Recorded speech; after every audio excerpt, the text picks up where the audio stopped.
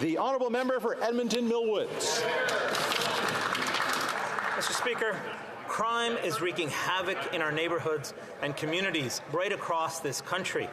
We see extraordinary crime statistics in almost every single category, and we continue hearing of incidences which are committed by the same repeat offenders who get arrested, get released, commit more crimes, and the cycle repeats. This is a result of the last 9 years of the Liberals' soft-on-crime policies. After 9 years under this Prime Minister, our nation faces a full-blown crisis that demands urgent action. Each day, Canadians wake up to the news of more gun violence, gang shootings, extortion, auto theft, robberies, and arson. This wasn't the case 9 years ago. So what happened 9 years ago, Mr. Speaker? Canadians got a new Prime Minister. A Prime Minister whose soft-on-crime policies unleashed chaos in our once peaceful towns and suburbs. A Prime Minister who made Canada a safe haven for organized crime and gangs. A Prime Minister who makes life easier for criminals, not Canadians, with his broken catch-and-release bail system. According to the Liberal government's own news release, auto theft in Toronto has skyrocketed by an alarming 300% since 2015. In just 9 years, there has been a terrifying increase in extortion across the country. In fact, the rate of extortion was 5 times higher in 2022 than a decade prior. In 2022, the rate of police reported extortion has increased for the 3rd consecutive year.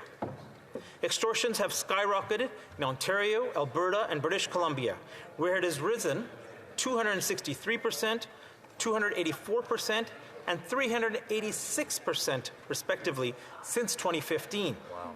These numbers are extremely alarming, Mr. Speaker. In the GTA alone, extortions have increased by 155% since 2015, and in Vancouver, 228%. Wow.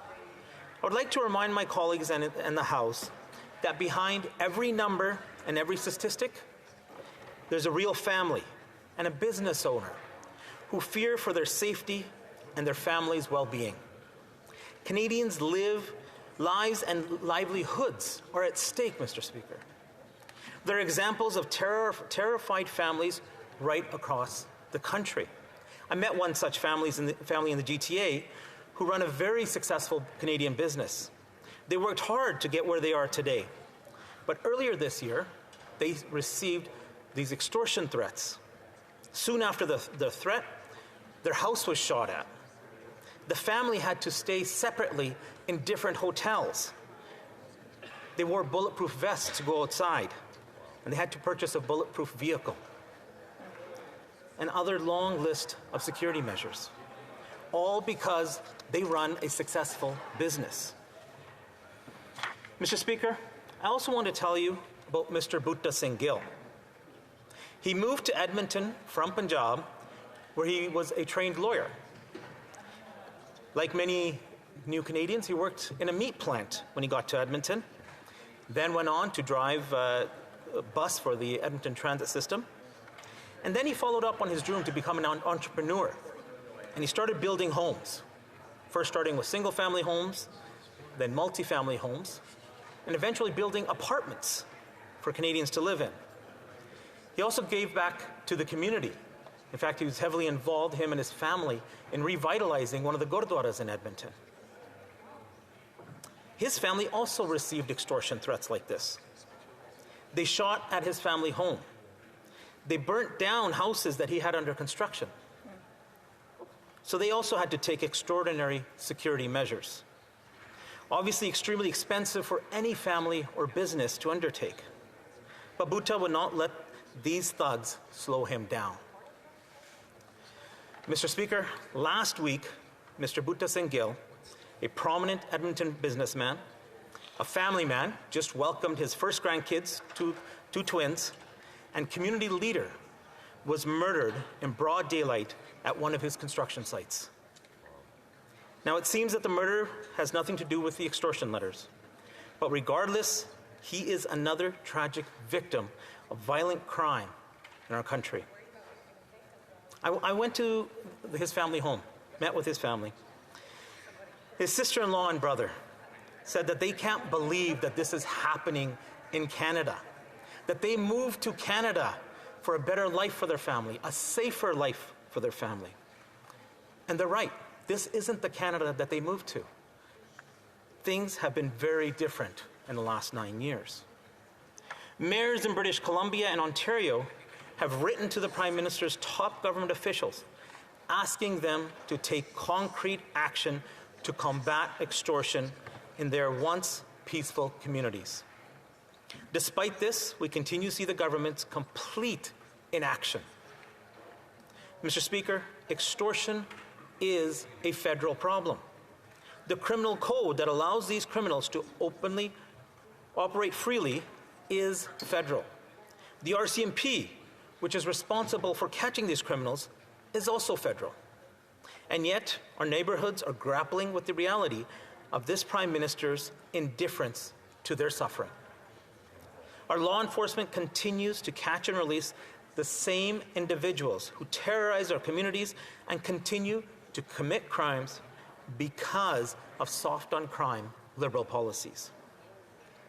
And of course, Mr. Speaker, it's not just extortion. Auto theft continues to rise across Canada. Statistics Canada paints a grim picture with auto theft up by 190% in Moncton, 122% in the Ottawa-Gatineau area, over 100% in Montreal, and 62% in Winnipeg. These staggering statistics underscore the urgent need for action to address this growing threat to our communities. In 2022, the insurance industry spent over $1 billion on car theft. Now, where does that extra $1 billion come from? It comes from the pockets of hard-working Canadians paying the cost of auto theft crime. With insurance premiums skyrocketing, some Canadian drivers are facing a staggering 25% increase in premiums this year alone. And again, the responsibility to combat auto theft lies squarely with the federal government. In fact, all primary prevention tools, such as the criminal code, the RCMP, the CBSA, and our port systems, are at this Prime Minister's disposal. Liberal catch and release soft-on-crime policies, Bill C-75 and C-5, have allowed crime to thrive in our country. Liberal Bill C-5 eliminated mandatory prison time for drug traffickers and those who commit acts of violence. It allows criminals of violent acts to serve their sentences at home, Mr. Speaker, in the same communities that they've terrorized. According to a recent report published by the Macdonald-Laurier Institute, violent crime is only getting worse, and in Canada's violent crime index severity is at its highest level since 2007. This means that the overall severity of crime has risen significantly in Canada. To put things in perspective, under the previous Conservative government, the violent crime severity index decreased by almost 25%. Under the Liberal government, it has increased by 30%. According to Statistics Canada, the rate of firearm-related violent crime in 2022 was at the highest level ever recorded. This is a 9% increase from 2021 alone. Because of Liberal catch-and-release policies, criminals who get caught are able to walk away and are back on our streets, terrorizing a neighborhood sometimes within hours. Just talk to a local police officer and he'll tell you that. In addition, an increasing number of criminal cases are being stayed or withdrawn thanks to this Liberal Justice Minister who has simply failed to appoint enough judges. What does this government have to say to the victims of these crimes? Or to our hard-working police officers who are sick and tired of catching the same criminals over and over again? Not surprisingly, Canadians are losing faith in our justice system. After 8 years of liberal catch-and-release policies, letting crime and chaos run rampant on our streets, only 46% of Canadians still have confidence in our justice system. For Conservatives, combating crime is a top priority. What we want to tell Canadians today is that you don't have to live like this. Conservatives have a common sense plan to protect our businesses and neighbourhoods with common sense legislation that prioritizes the safety of Canadians. My private member's bill, the Protection Against Extortion Act, Bill C-381, is a common sense bill which addresses extortion and those who terrorize our communities with demands for protection money. First and foremost, this bill will undo the serious damage caused by this government's reckless crime policies, such as Bill C-5. Bill C-5 eliminated mandatory jail time for committing extortion with a firearm. On top of this, the government also brought in catch-and-release bail policies in Bill C-75, which makes it easier for extortionists to get back onto our streets. Bill C-381 will establish a mandatory prison sentence of 3 years after a criminal conviction of extortion. In addition, we will bring in a mandatory 5-year prison sentence for any criminal convicted of extortion who is acting on behalf of a gang or organized crime. Not only does this mean that the criminals who carry out these crimes will go to prison, but also means that prosecutors and police will have another tool to go after ringleaders of these organized crimes. We will restore mandatory 4-year prison sentences for the offense of extortion with a firearm. We will make arson an aggravating factor. And finally, we reverse the damage done by Bill C-75 and restore jail, not bail, for repeat offenders. Conservative Bill C-381 ensures that extortion crime means mandatory jail time. It will go after the criminals, their gang leaders, and anyone who participates in threatening our community members with arson or violence. With Bill C-381, common sense Conservatives send a clear message to criminals and their organized criminal bosses. If you do the crime, you will do the time. My colleagues and I will not tolerate the exploitation of our citizens for financial gain, and we will not allow organized crime rings to terrorize our communities. Mr. Speaker, Canadians deserve safe streets and secure communities. They deserve a government that will listen to them and take their safety concerns seriously. It is our duty to deliver on this fundamental promise.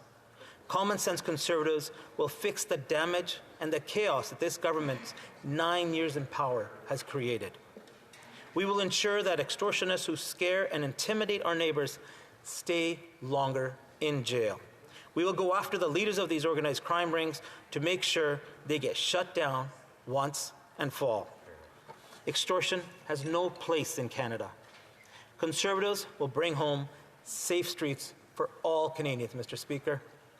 Let's bring it home. Question commentaire, questions and comments. The honourable member for Surrey Newton. Mr. Speaker, I would like to commend the honourable member from Edmonton Millwoods for bringing this bill forward. Mr. Speaker, when it comes to extortions, BC is also, one of the provinces that he mentioned. In fact, Mr. Speaker, all orders of the government, irrespective what the political stripe is, and all the police forces in Canada have to come together to find a smart and tough solution to deal with these situations. Just wondered if the honourable member will agree that we, not only as one party, but in fact, irrespective what the political stripe is, and all orders of the government and all the police forces have to come together to find a smart and tough solution to deal with this situation. The honourable member for Edmonton Millwoods. Mr. Speaker, it's nice to say that we all need to come together and find a solution, but the fact is that member is a part of this government that brought in Bill C-75 and C-5, which makes it easier for violent criminals to get back out onto the streets and terrorize the same communities that they come from. If you talk to police officers right across the country, they will tell you that they are arresting criminals in the morning and they're being released by later that day. That member and that government had the power to keep criminals in jail. They chose their ideological ways, soft on crime policies, and allowing these criminals back on the streets. Mr. Speaker, only Conservatives will put criminals behind bars, jail, not bail. That's exactly right. Question et commentaire. Questions and comments. The honourable member for Souk, I'm gonna get mixed up every time here to make sure. Alphabetical. Esquimalt, Esquimalt, Saanich, Souk. Thank you, Mr. Speaker. Once again, we have Conservatives bringing forward a bill that calls for imposing mandatory minimum penalties. And I'm wondering what evidence they have in describing this as a tool that mandatory minimums actually work as a deterrent. Because as a former criminal justice instructor, I can cite you stacks of information that show that mandatory minimums have absolutely no deterrent effect. The honourable member for Edmonton Millwoods. Well, Mr. Speaker, the fact of the matter is that since this government has been in power in the last 9 years, and they brought in policies that NDP member and the NDP and Liberal government have brought in, these soft on crime policies, crime has gone up. Every statistic across the country with violent crime has gone up. We have made a commitment to Canadians that we will put these criminals behind bars. And Mr. Speaker, a repeat violent offender who's behind bars cannot go out and commit crimes again because they're in jail. Exactly. Questions and comments. Question et commentaire. The honourable member for Battle River Crowfoot. Thank you very much, Mr. Speaker. And I'd like to thank and commend my colleague and the Deputy Leader of the Conservative Party for his leadership on prioritizing victims, not offenders, but prioritizing victims. I'm wondering if he could share about how the scales need to be tipped back to ensure that it's victims and their rights that are protected at a time when we see crime running rampant on the streets of this country. The honourable member for Edmonton Millwoods. Thank you, Mr. Speaker, and I thank my colleague for this question. And he's right. We have to take the side of victims right across the country. I continue to meet with so many victims and who are just lost for words. They're what can they do to protect their families? Many of them are new Canadians who came to this country expecting a better future, and they feel that they can't do anything. Many of them, those that their vehicles are being stolen, nothing that they can do. Those that have been involved in violent crime, nothing they can do. They actually see the same person who committed those crimes back out on the streets, Mr. Speaker. Canadians feel helpless. Canadians need help. Canadians need a government that will stand up for them and protect them, and Conservatives will do that.